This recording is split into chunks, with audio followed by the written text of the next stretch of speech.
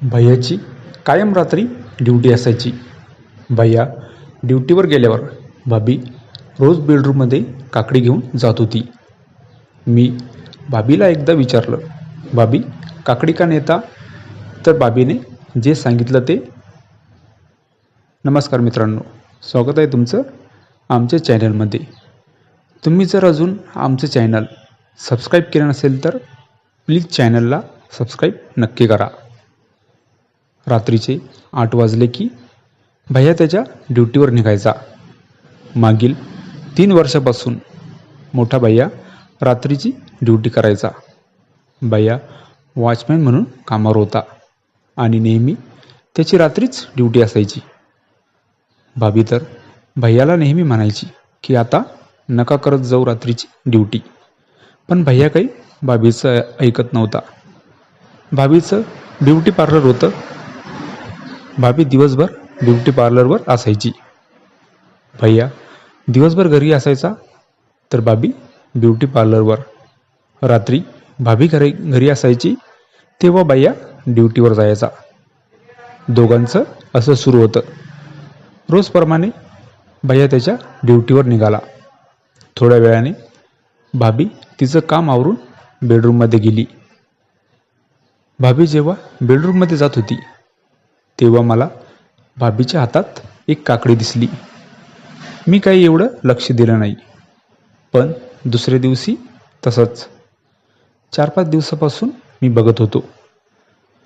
रात्री भाभी बेडरूममध्ये गेली की एक काकडी घेऊन जात होती. आता तर मला भाभीवर संशय येऊ लागला. मी एकदा तर भाभीच्या मागेच गेलो. पण भाभीने बेडरूमचा दरवाजा खिडकी पूर्ण बंद केलं होतं. मी दरवाजाला कान लावला, काही आवाज येतो का तर ऐकण्यासाठी. पण काहीच आवाज येत नव्हता. मी तर विचारात पडलो, भाभी काकडीचं करते तरी काय. माझ्या मनात तर वेगवेगळे विचार येऊ लागले.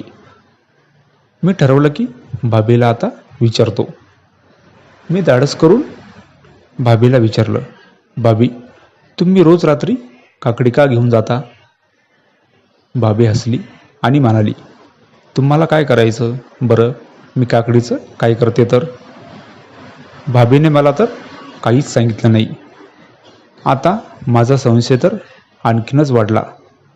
मी भाभीला म्हणालो, भाभी मला समजलं तुम्ही काकडीचं काय करता तर. मला तुम्ही सांगत नाही ना, पण मी समजून घेतलं. भाभी माझ्याकडे रागाने बघू लागली आणि रागातच मला म्हणाली, हे बघ, जर उलटसुलट विचार करत असतील ना तर माझे एवढं वाईट कोणी नाही. मी तुझ्या कानाखाली देईल 1-2. भाभीचा राग तर अनावर झाला होता.